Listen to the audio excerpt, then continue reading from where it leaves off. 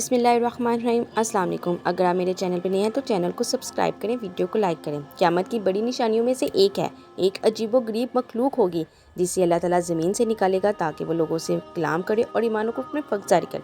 کون ہے یہ مخلوق، کس کا ذکر کیا جا رہا ہے؟ آئیے جانتے ہیں قرآن و حدیث میں۔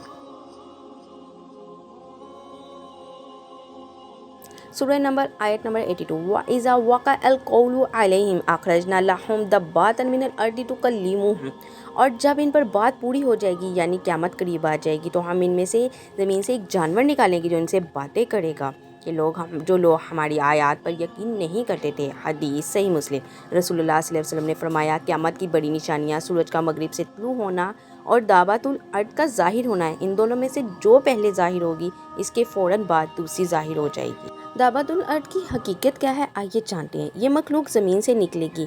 بعض روایت میں آیا ہے کہ صفا پہاڑی یعنی مکہ مکرمہ سے نکلے گی۔ یہ لوگوں سے گفتگو کرے گی، ان کے ایمان و کفر کا اظہار کرے گی۔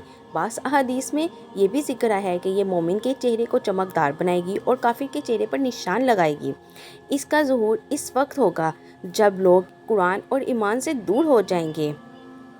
اس میں سبق اور پیغام ہے ہمارے لیے بہت بڑا کہ دابۃ الارض کا ظہور ایک انتہائی خوفناک مرحلہ ہوگا جب توبہ کے دروازے بند ہو چکے ہوں گے۔ لہٰذا ہمیں چاہیے کہ قیامت سے پہلے اپنے ایمان کو مضبوط کریں اور قرآن و سنت پر عمل کریں اور اپنے رب کی طرف رجوع کریں۔